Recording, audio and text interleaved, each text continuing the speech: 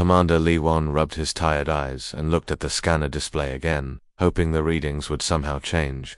3 cups of coffee hadn't helped his focus, and now he wished he'd gotten more sleep during his last shore leave on Earth. The numbers on the screen remained stubbornly impossible, energy signatures that dwarfed entire star systems, arranged in perfect military formation at the very edge of human space. "Sir, you need to see this," Park Min called from her station, her usually steady voice cracking slightly. She was barely 25, fresh from the academy, and this was supposed to be a routine patrol mission. Nothing routine about it now. Huan pushed himself up from his captain's chair and walked over to her communications console. The bridge of the UES Defiance was small and cramped compared to the massive alien vessels now filling their long-range sensors, but it was home to 43 human souls, and right now it was humanity's front line. "The translation matrix is working overtime," Min continued, her fingers dancing across holographic controls. "Whatever these things are, they're broadcasting on frequencies we've never encountered before. The AI is adapting, but sir, the message is coming through clearly." Now, the main view screen flickered to life, showing a 3-dimensional representation of the alien fleet, thousands upon thousands of ships, each one a geometric impossibility of crystalline surfaces and flowing energy patterns. They moved with perfect synchronization like a school of mechanical fish swimming through the void of space. "Put it through," one ordered, settling back into his chair. Around the bridge, his crew stopped their work to listen. Lieutenant Kim Tae at the weapons console, Engineer Yang Su monitoring the ship's systems, Navigator Oh Young plotting escape routes. All of them knew this moment would change everything. A voice filled the bridge, translated into Korean but carrying undertones that no human throat could produce. It sounded ancient, patient, and utterly confident. "Primitive species of the third planet, you will submit to the authority of the hegemony. Resistance is not merely futile, it is unknown. In the 7,000 cycles since our expansion began, 47 species have joined our collective. 47 species have recognized the logic of surrender." Park Min's hands trembled slightly as she fine-tuned the translation parameters. "Sir, there's more. They're transmitting data files, historical records. They're showing us what happened to the other species who encountered them." The view screen shifted, displaying holographic reconstructions of alien worlds, beautiful cities with impossible architecture, beings of pure energy dancing through crystal, forests, aquatic civilizations that had built their homes in the hearts of gas giant storms, all of them now serving the hegemony, their unique cultures preserved but forever changed, their independence a memory. "Every species follows the same pattern," the alien voice continued. "First comes denial, then anger, then bargaining, then acceptance. The time frame varies, some require only days to see reason, others persist for months, but the outcome is always identical. Submission brings peace, prosperity, and purpose. Your species will be valued members of our collective." Engineer Yang Su looked up from her console, her face pale. "Commander, I'm reading massive energy buildups across their fleet. Whatever they're powering up, it's unlike anything in our databases." One studied the tactical display, his mind racing through possibilities. 3 human ships against thousands of alien vessels, DU's Defiance, the UES Courage, and the UES Unity, humanity's entire deep space fleet, designed for exploration and basic defense against pirates and asteroids, not for warfare against a galactic empire. That the alien transmission continued, now showing images of Earth itself, blue oceans, green continents, white clouds swirling in peaceful patterns. "Your world is beautiful. Your species shows promise. We have studied your broadcasts, your cultural achievements, your technological progress. You will adapt well to your new role within the hegemony. We offer you 7 of your planetary rotations to consider our proposal. 7 days, 1 week to decide the fate of humanity." Lieutenant Kim Tae spoke up from the weapons station. "Sir, our weapons systems are reading as operational, but compared to what we're seeing out there, He didn't need to finish the sentence. Their plasma cannons and nuclear missiles would be like throwing pebbles at a mountain. "Commander," Park Min said quietly, "they're waiting for our response. The entire fleet has gone silent. I think this is how they always do it. They make their offer, then wait for surrender." One stood up slowly, his legs steady despite the magnitude of the moment. Through the bridge's viewport, he could see Earth in the distance, a small blue dot that contained everything humanity had ever known or loved. His wife was down there, teaching 3rd grade in Seoul, his parents retired and tending their garden in Busan, 8 billion human souls living their lives, completely unaware that their entire future hung in the balance. He thought about humanity's journey to the stars, the decades of struggle, the failures and triumphs, the moment when the first human ship had broken the light barrier and opened the galaxy to exploration. They'd found empty worlds, ancient ruins, and vast mysteries, but never another living civilization, until now. Open a channel, he ordered, his voice carrying clearly across the bridge. Broadcast on all frequencies. Make sure they can understand us perfectly. Parkman's fingers moved across her controls. Channel open, sir, they're listening. Juan looked one more time at Earth, that precious blue marble spinning peacefully in the void, then turned to face the viewscreen and the impossible alien fleet. Beyond, this is Commander Lee One of the Earth Defense Fleet, speaking for humanity, he said, his words calm and clear. We've heard your offer, we understand your terms, and after careful consideration, our answer is simple. Humanity declines. The silence that followed seemed to stretch across light years. The alien ships hung in space like deadly ornaments, their crystalline holes catching starlight and throwing it back in patterns that hurt human eyes to look at directly. 6 months had passed since Commander Li Huan's defiant response, and the hegemony fleet hadn't moved closer to Earth. But they hadn't left either. They simply waited, patient as stone, blocking every route to and from the solar system. Deep beneath the mountains of South Korea, engineer Kim Nari wiped sweat from her forehead and stared at the holographic displays surrounding her workstation. The underground facility had once been a mining operation, but now it buzzed with the desperate energy of humanity's last hope. Hundreds of scientists and engineers worked around the clock, their faces lit by the blue glow of quantum processors and experimental weapon arrays. Show me the latest scan results, Nari said to her assistant, Li Dong, a young programmer who'd been working 36-hour shifts without complaint. Dark circles shadowed his eyes, but his fingers moved across the keyboard with machine-like precision. The hegemony ships conducted another deep scan 3 hours ago, Dong reported, pulling up the data streams. Same pattern as before, they're trying to map our defensive capabilities, our population centers, our technology level, but here's the interesting part. The display shifted, showing cascading lines of code that seemed to pulse with their own life. Our adaptive systems intercepted their scanning frequencies and learned from them. We're starting to understand how their technology works. Nari leaned forward, her heart racing. For months, they'd been flying blind, trying to develop weapons to fight an enemy whose capabilities were completely unknown. But now, piece by piece, they were solving the puzzle. The algorithms are getting smarter, she murmured, watching the code evolve in real time. Every time they scan us, our systems learn more about their scanning methods, and if we understand how they scan, we can understand what they're scanning with. General Cho Minho's heavy footsteps echoed through the facility as he approached their workstation. The man looked like he'd aged 10 years in the past 6 months, his hair now completely gray, his uniform bearing the wrinkles of too many sleepless nights, but his eyes still held the fire that had made him humanity's top military strategist. What's our status, Engineer Kim? He asked, settling into a chair beside her workstation. Around them, the facility hummed with activity, 3D printers creating experimental components, test chambers where new weapon designs were put through their paces, communications arrays maintaining contact with resistance cells across the globe. We're making progress, General Nari replied, pulling up a new set of displays. The adaptive weapon systems are now at 70% efficiency. Every hegemony scanning attempt teaches us more about their technology. We're reversing their capabilities through their own reconnaissance efforts. On the main screen, a three-dimensional model of a hegemony vessel rotated slowly, its structure now partially understood thanks to months of patient observation and analysis. Where once they'd seen only impossible alien geometry, now they could identify weapon systems, propulsion units, and what appeared to be massive computing cores.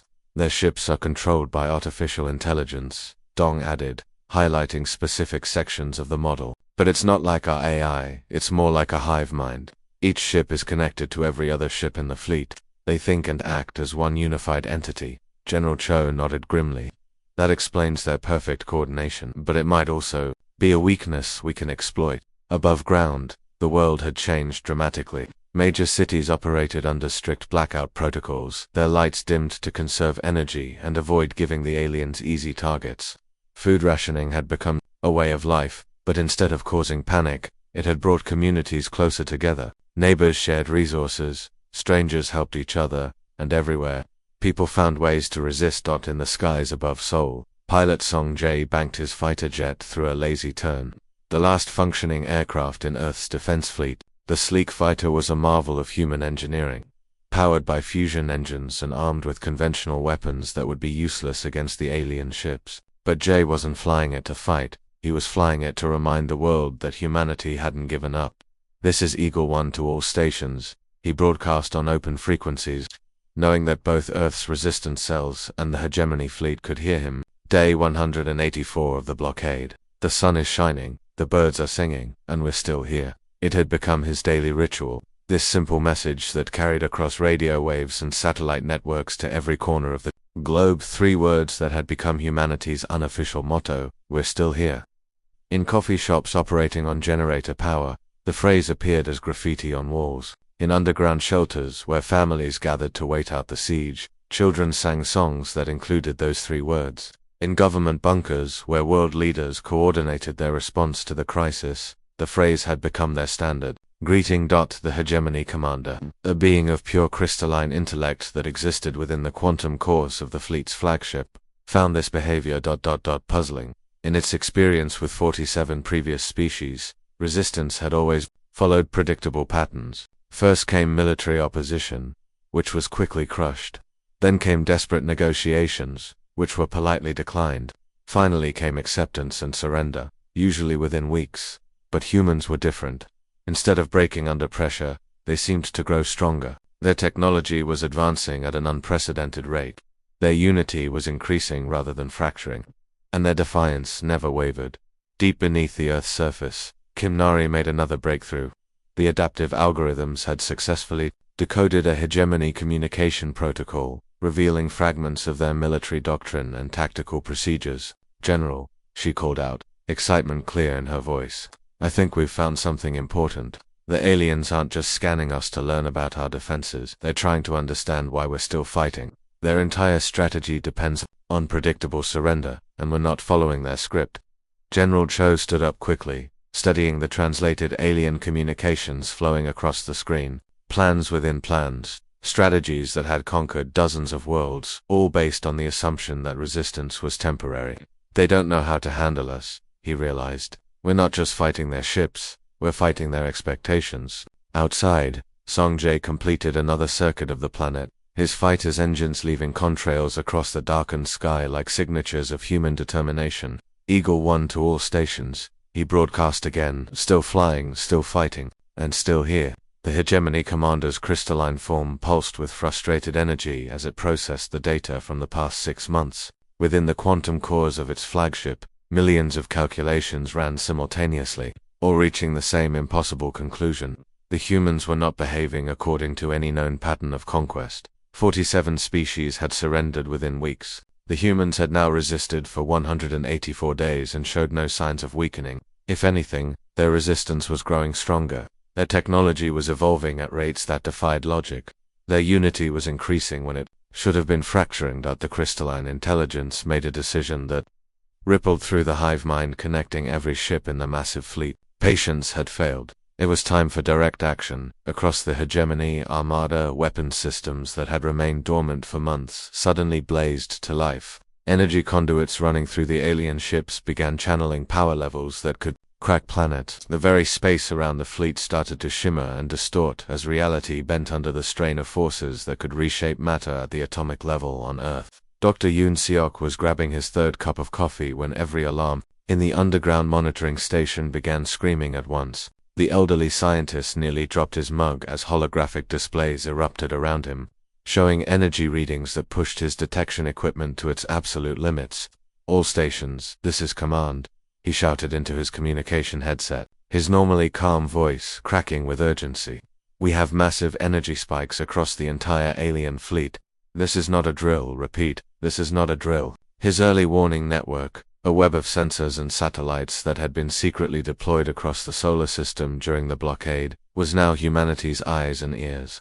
The data streaming in painted a terrifying picture. The aliens were finally done waiting. "Estimated time to weapons impact, 4 minutes and 30 seconds, reported his assistant. Park Hyun, her fingers flying across control panels as she coordinated with defense networks across the globe. All major population centers are being targeted simultaneously. In the underground facility where Kim Nari had spent months developing humanity's secret weapons, emergency lights bathed everything in red as her adaptive systems suddenly went into overdrive. The quantum processors that had been learning from alien scans for months were now detecting the actual energy signatures of active hegemony weapons. "This is it," she whispered to herself, then louder to her team. "All adaptive systems online. Let's see if 6 months of preparation was enough." The weapons she'd developed were unlike anything in human history, not just guns or missiles, but learning systems that could analyze incoming attacks and instantly adapt countermeasures. They were about to face their first real test. Above ground, the world transformed in minutes. Air raid sirens that hadn't been heard since the old wars wailed across major cities. But instead of panic, something extraordinary happened. People didn't run for shelter in terror, they moved with purpose. Following evacuation plans that communities had practiced for months. Grandmother Lee Bok organized her entire apartment building's evacuation in under 3 minutes, making sure elderly neighbors and small children got to safety first. In London, teenager Thompson Jake coordinated with local emergency services through social media, directing people to the safest shelters. In New York, construction worker Kim Min used his knowledge of the city's infrastructure to guide hundreds of people through subway tunnels to reinforced stations. Captain Bae-soo stood in the tactical command center buried beneath the Korean peninsula, watching as reports flooded in from around the world. At 32, she was the youngest person ever to command Earth's unified defense forces, but her tactical genius had been recognized years before the alien arrival. "All units, this is command," she spoke into her headset, her voice carrying to military forces across the planet. "The aliens are coming down. Remember your training. Protect the civilians first, use the terrain to your advantage, and make every shot count." The first hegemony attack ships broke through Earth's atmosphere like falling stars, their crystalline hulls glowing white-hot from atmospheric entry.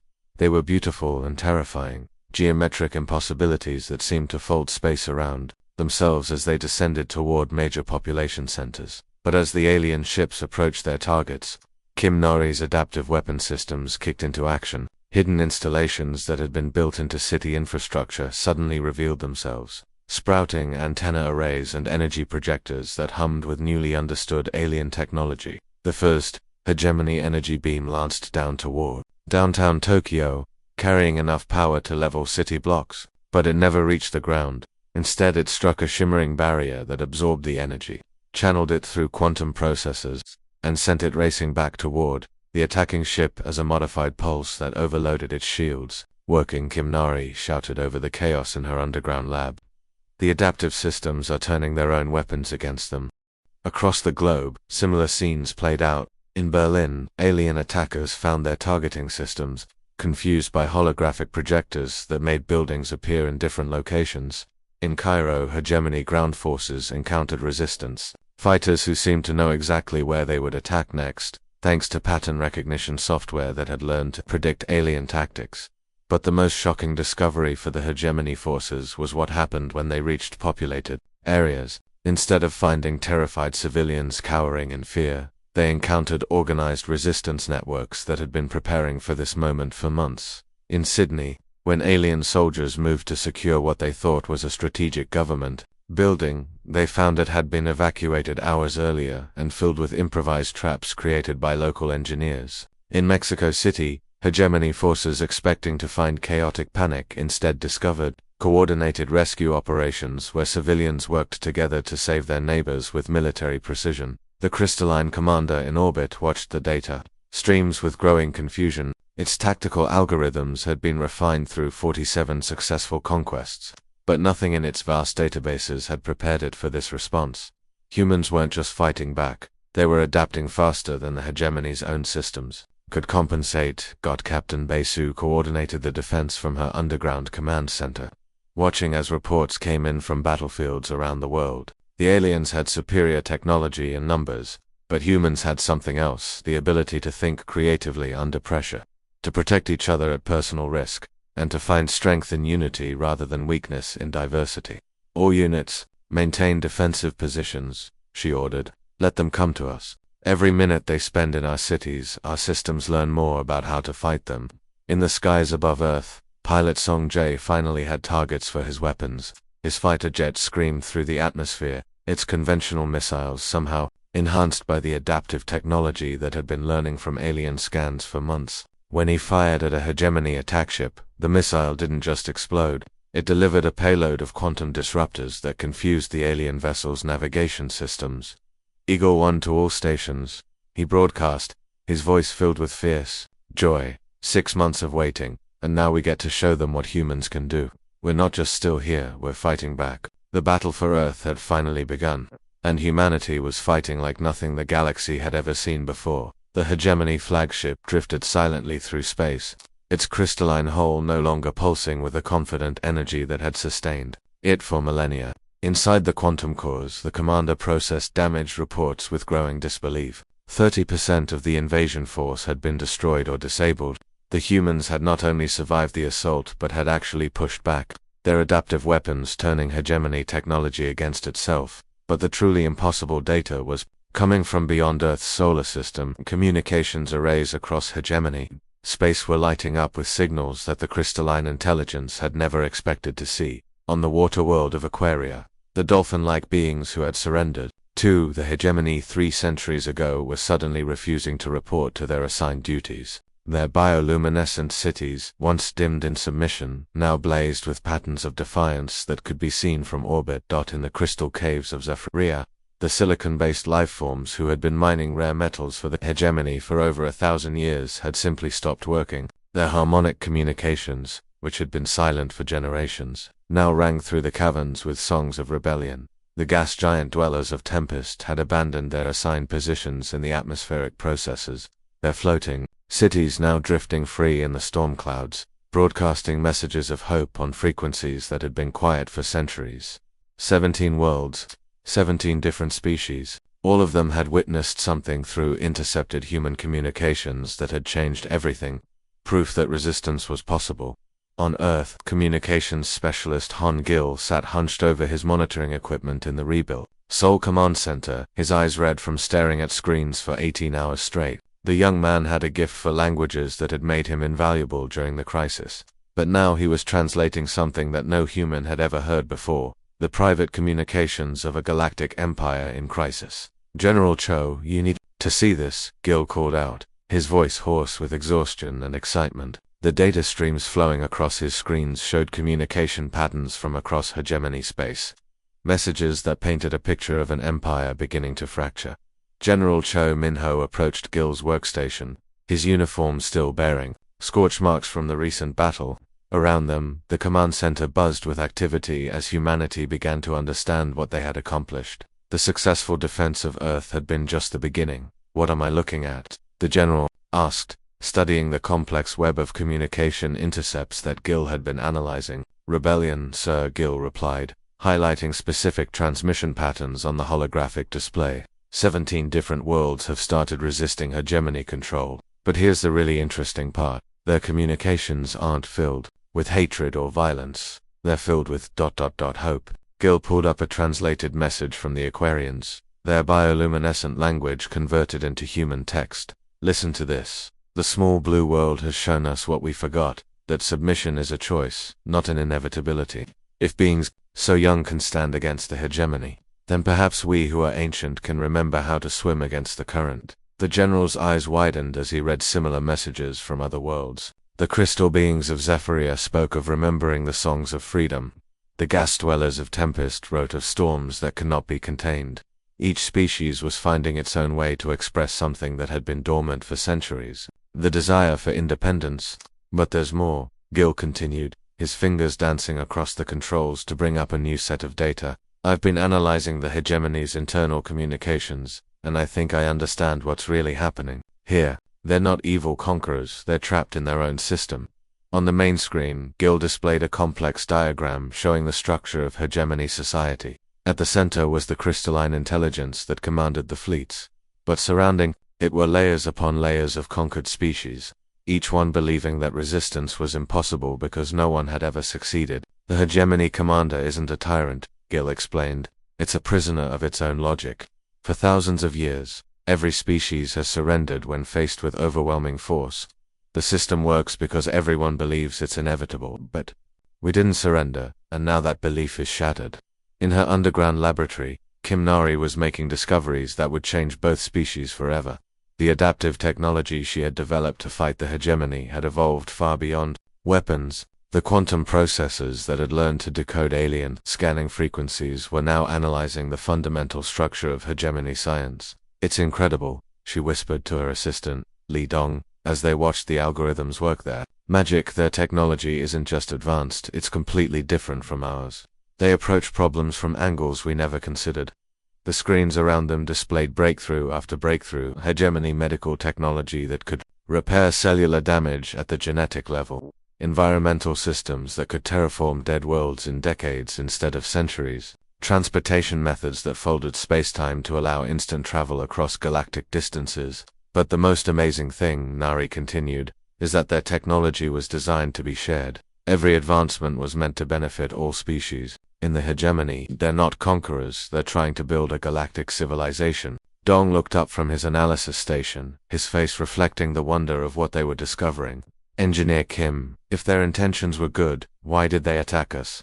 "Because they couldn't understand our refusal," Nari replied, the pieces of the puzzle finally clicking into place. To them, joining the hegemony was obviously beneficial. They genuinely couldn't comprehend why we would choose to remain independent. Our resistance broke their fundamental assumptions about how the universe works. Back in the command center, Han Gil was translating the most important communication of all, a message from the hegemony commander itself, broadcast on quantum frequencies that reached every world in their empire. "General," Gil said, his voice filled with awe, "the hegemony commander is trying to communicate directly with us, and think it's asking for help." The translated message appeared on the main screen, its meaning clear despite the alien syntax. "Species of the third planet, your resistance has revealed a flaw in our logic that we did not know existed. We have created a system that denies choice to preserve order, but perhaps order without choice is merely another form of chaos. We request ... dialogue." General Cho stared at the message, understanding the magnitude of what was happening. Humanity had not only survived first contact with a galactic empire, they had fundamentally changed how that empire saw itself.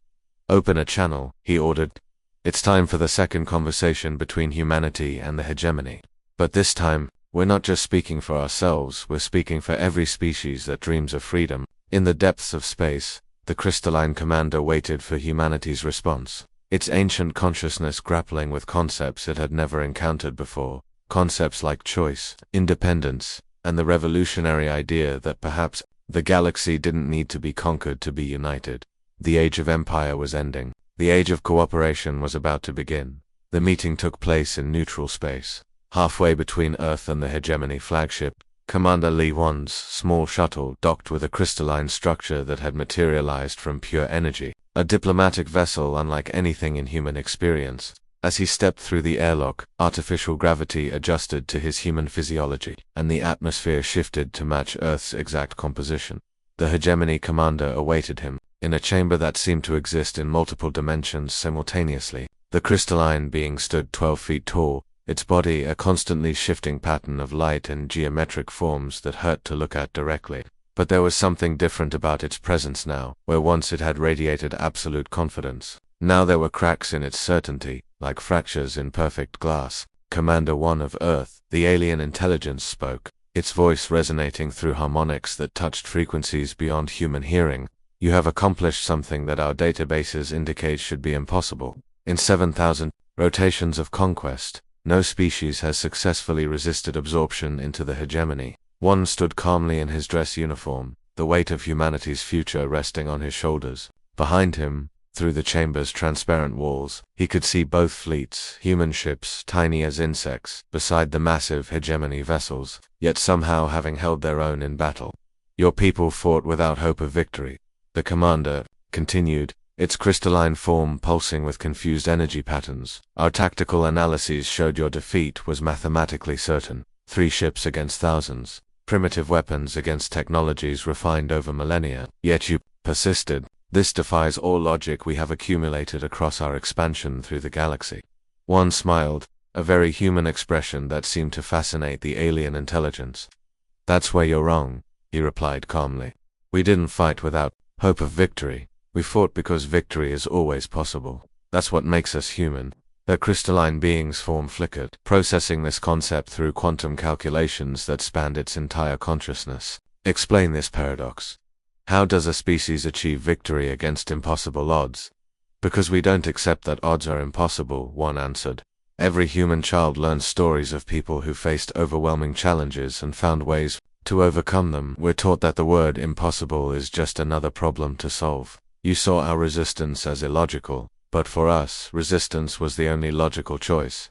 Over the following weeks, something unprecedented happened across the galaxy. The war didn't end with conquest or surrender, it ended with transformation. Species that had been part of the hegemony for centuries suddenly found themselves with choices they hadn't had in generations. Dr. Yoon Seok's early warning networks, originally designed to protect Earth from alien attack, became the foundation for a new kind of galactic communication system. Instead of the hierarchical command structure that had defined hegemony communications, his networks allowed direct dialogue between species across vast distances. "It's beautiful," the elderly scientist said as he watched the first cross-species conversations in millennia flow across his monitors. Aquarian poetry was being shared with the crystal singers of Zephyria. The gas dwellers of Tempest were exchanging weather prediction techniques with Earth's meteorologists. Knowledge that had been hoarded by the hegemony's central intelligence was now flowing freely between worlds. In a laboratory, Kim Nari witnessed her adaptive technology evolve beyond anything she had originally imagined. The quantum processors that had learned to decode alien weapons were now analyzing medical techniques from dozens of species, creating hybrid treatments that combined the best of multiple civilizations. "Look at this," she showed her assistant, Lee Dong, as they watched the systems work. On the screen, hegemony cellular repair techniques were being integrated with human surgical methods, creating procedures that could heal injuries that had been considered permanent for both species. "The Aquarians have a way of treating genetic disorders using bioluminescent bacteria," Dong added, pulling up another data stream. "And the Zephyrians can restructure damaged organs using crystalline matrices. Combined with our stem cell research, we're looking at medical advances that could eliminate most diseases across the galaxy." But perhaps the most important transformation was happening in the realm of diplomacy. Song Jae, the pilot who had spent months circling Earth broadcasting messages of defiance, found himself with a new role that no human had ever held before, ambassador to the former hegemony worlds. His first diplomatic mission took him to Aquaria, where the dolphin-like beings had been the first to rebel after witnessing humanity's resistance. As his shuttle descended through their ocean atmosphere, Jay could see their bioluminescent cities pulsing with patterns of celebration. Ambassador Song, the Aquarian leader, communicated through translated light patterns. "Your species has given us back something we thought was lost forever, the knowledge that we have choices." Similar scenes played out across 17 different worlds.